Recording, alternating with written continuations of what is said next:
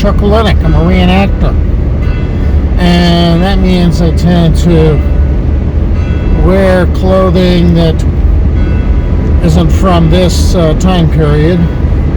And I try to bring the past to life by kind of walking the walk. And for 36 years in the classroom, that's what I did. I would dress for the time period, which got a lot of strange looks from students and also colleagues and co-workers. Why is he dressed like that? Because it made the time period more real for me, and I guess I would be able to convey it more authentically to my students. And I would play the music for whatever time period and culture we were studying. That would be in the background. So in a way, it's a history soundtrack. And I'd bring in stuff that kids could handle. They could actually touch things as opposed to being in a museum where, don't do that. And that, again, was to make things more real. Well, I'm not in the classroom anymore, but I have an entire room at the house filled with garb. It's not costumes, it's garb. I also have this passion for bringing the past to life, which is what got me into teaching history, and also why I'm involved in historical reenactment on the weekends. I have this desire to preserve landmarks because I've seen enough landmarks that go away either just because of urbanization or just because they get bulldozed over, and I want people to remember. I also like playing amateur archaeologist and amateur anthropologist. I like playing history detective.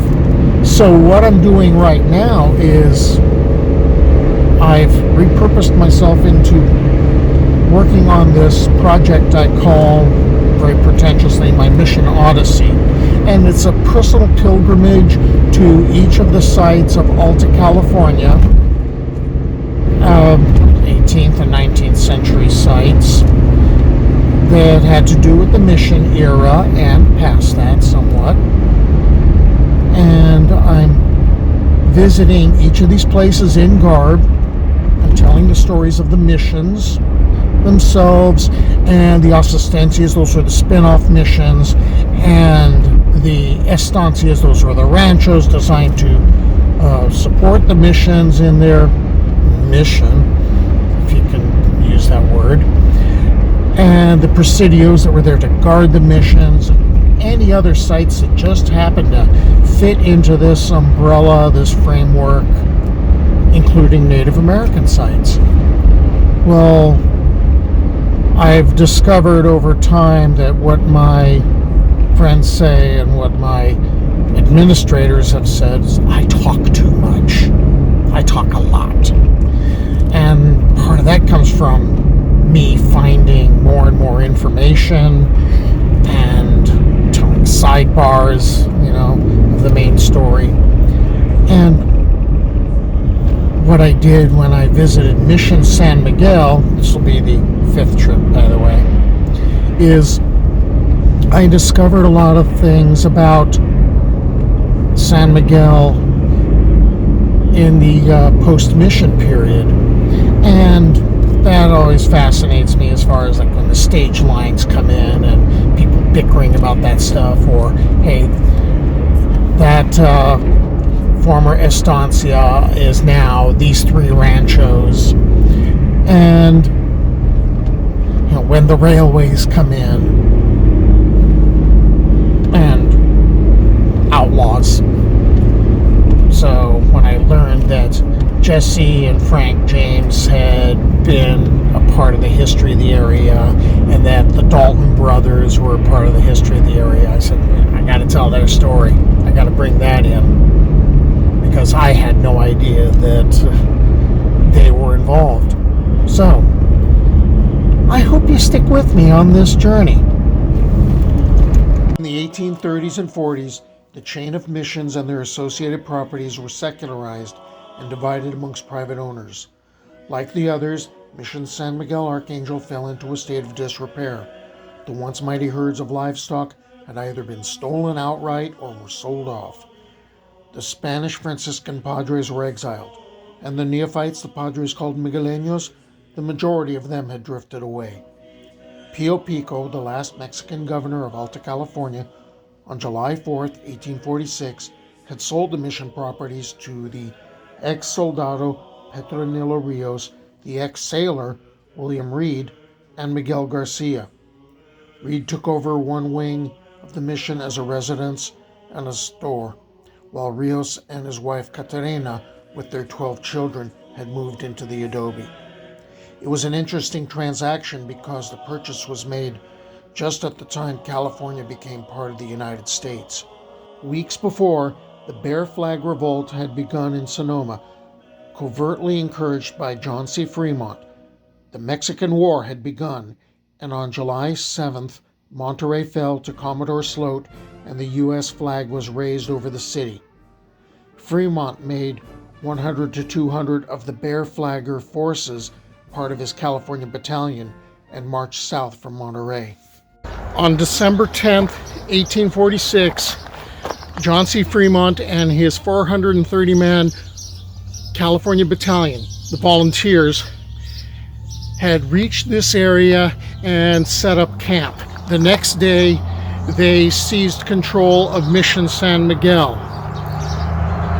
Between then and the 15th, they also took control of the Asistencia Santa Margarita and then seized Mission San Luis Obispo.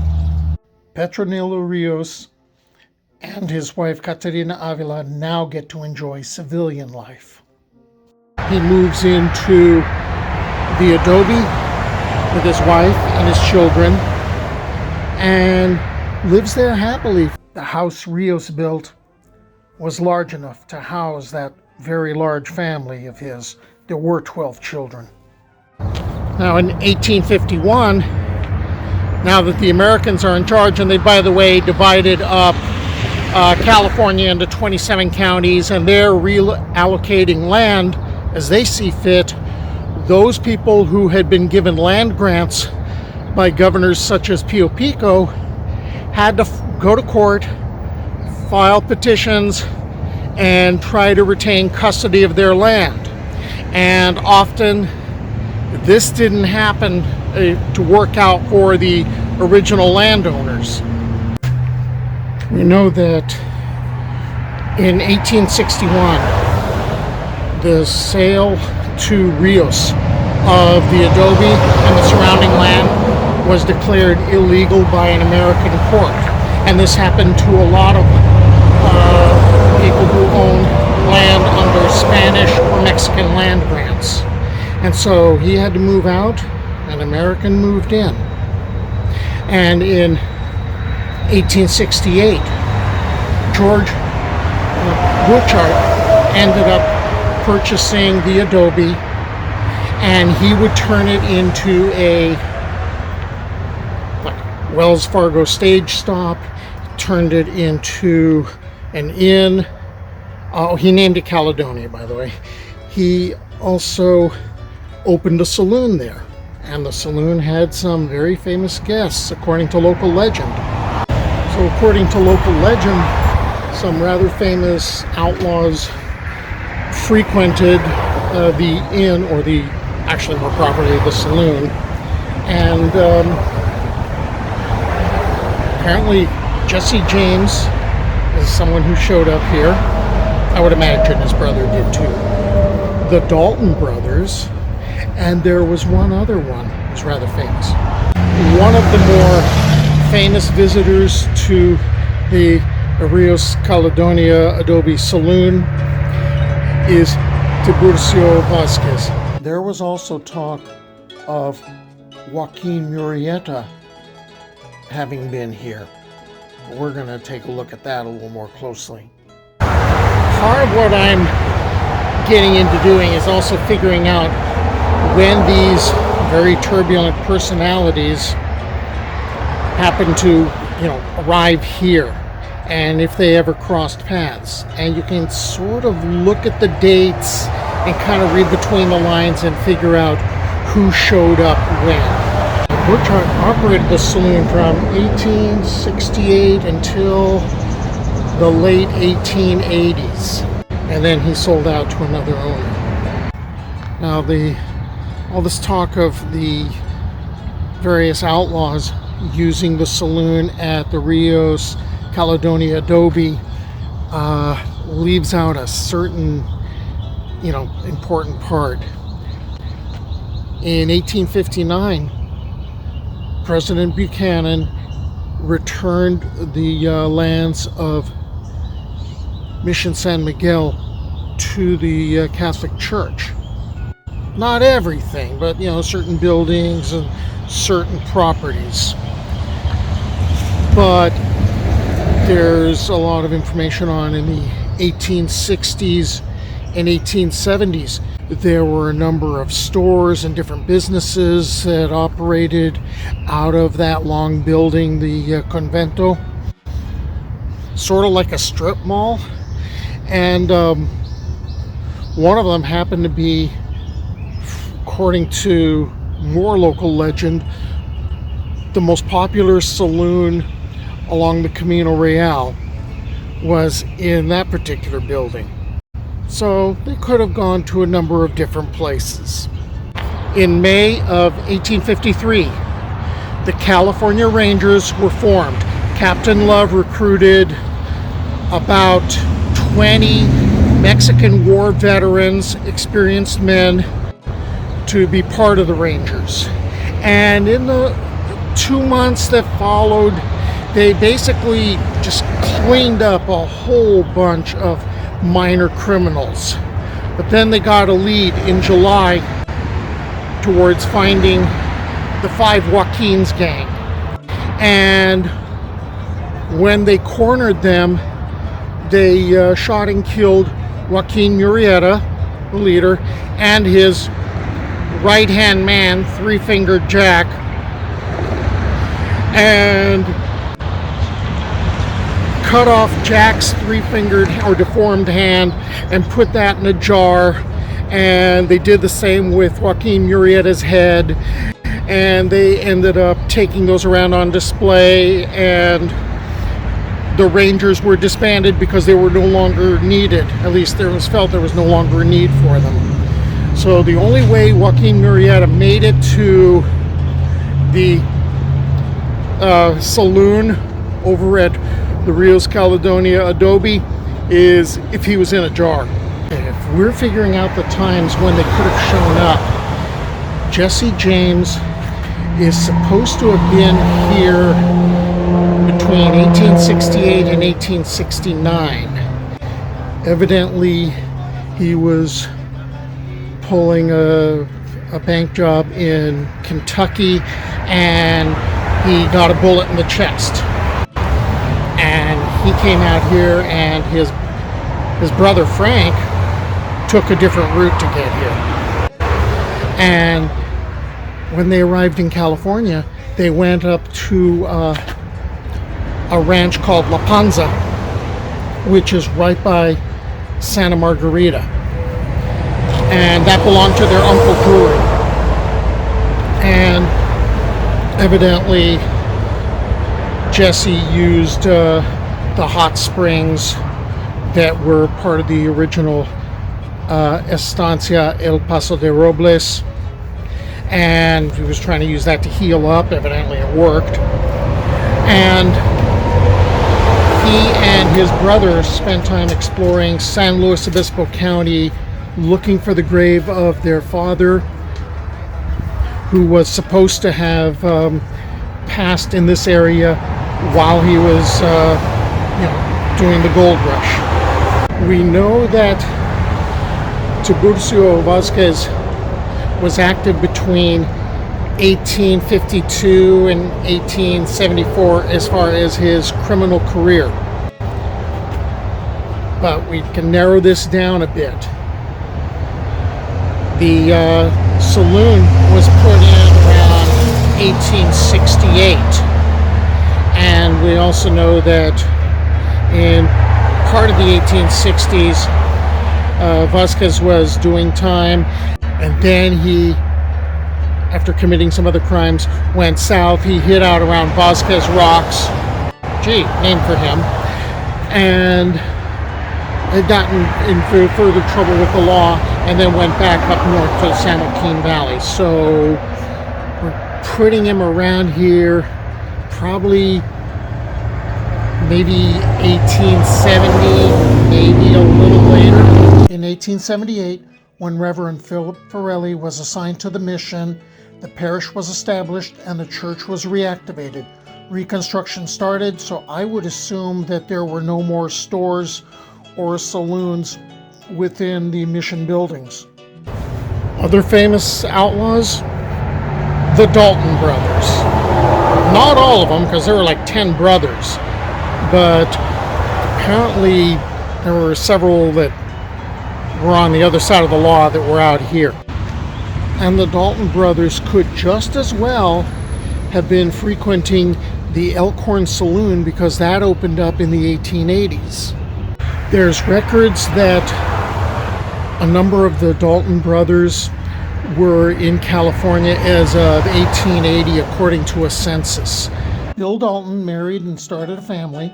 In 1887, he leased a ranch in San Luis Obispo County on the Estrella River near Chalome Pass, going into business with his wife's brother. Bob and Emmett, who at first were lawmen in the Osage Nation, they got caught stealing horses. They fled in July of 1890, were able to take a train to California, and they began working on Bill's ranch. Grat Dalton returned to California to meet up with Emmett and Bob. In October, they worked there until 1891, where they played poker and got in bar fights at saloons throughout San Luis Obispo County. Here they spent most of their money that they made from horse stealing. Emmett, Bob, and Grat made plans to rob a train. Their brothers Cole, Litt, and Bill unsuccessfully tried to dissuade them from turning towards banditry, trying to find them work at nearby ranches. Instead of doing ranch work, the Dalton brothers reverted to their nature. On February 6, 1891, Bob and Emmett tried to rob a Southern Pacific train near Alta, California. They failed to get any money. Over the space of like a month, the law started catching members of the Daltons. Bob and Emmett fled to Oklahoma, while Grat and Bill, neither of whom had participated, were arrested. Grat eventually escaped and fled to Oklahoma to join his brothers, while Bill waited it out, was acquitted, sold his part of the ranch, and left for other areas. So over time, the area's changed a bit. The mission has gone back to being an active church, and the noise you hear behind me, that's the Camino Real. In the very early 1900s, it became Highway 101.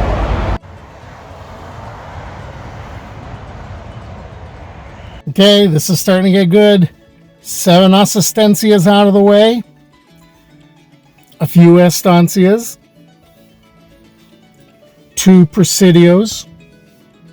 Several old mission dams and aqueducts. And 11 of the 21 coastal missions of Alta California have been accomplished. I hope you stick with me, because I'm going on to Mission San Antonio de Padua, about 40 miles up the road.